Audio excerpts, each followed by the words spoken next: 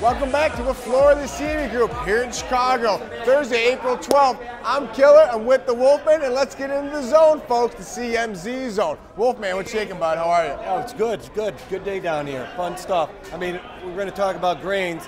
Last night here in Illinois, we were talking about the early planting season going on here. Yep. Well, now we're starting to see frost. Frost hitting these plants that are just coming out of the ground after the seeds have germinated. It's a big problem. It's sent 20 cents higher in the beans, 10 cents higher in the corn.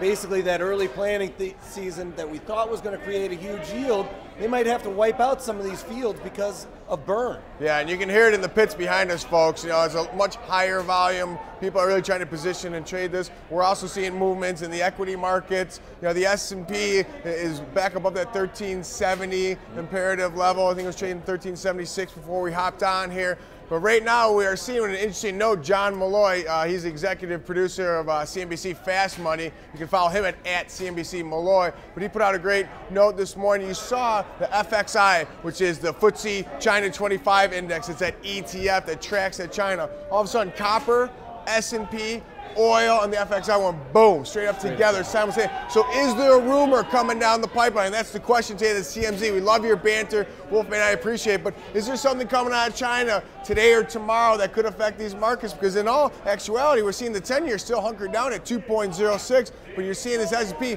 pair all the losses from Tuesday. Right. I talked a lot there, Wolfman. Get in here. I hear you. I mean, there is something going on because what else would have turned these equities around, sent these commodities higher, except for the easy money talk? I mean, we saw from Yellen and Dudley, you know, they're not too opposed to throwing some more QE3 around, right. You know? So any of this easy money policy that we keep talking about, it's going to send these commodities higher. And every time the dollar starts seeing a little bit of weakness, the commodity bulls just come out to play, and you know you're seeing that in the oil market. So folks, I get what the takeaway from this is that we live in this world of central bank intervention. If it's domestically to the ECB, you know, I think that ECB, that whole Q1 euphoria, a lot of people attribute that to the economic growth. I'm more in the camp that we saw that LTRO, that $1 trillion worth of euros liquidity come in there. But at the end of the day, Wolfman, what are your thoughts? Because they haven't addressed truly the austerity implementation aspect, nor have they addressed growth.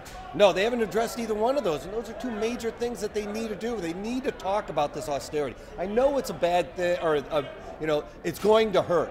But the fact of the matter is like in Spain, we're starting to see the regime kind of switch over to maybe more of a less austerity-based political governing. Yeah, there's a lot of moving parts in Spain. We're seeing the borrowing costs in Italy go up. Right. You know, today it was just a blip, folks. It was $3 to $5 billion worth of a 10-year issuance. We're seeing those borrowing costs. So we're seeing, you know, the 10-year just kind of float around 2% here. But if we see any kind of flare up over in Europe, I think that's going to drive people back into the safe haven trades. We're seeing gold glitter a lot today, back above 1675. Yes.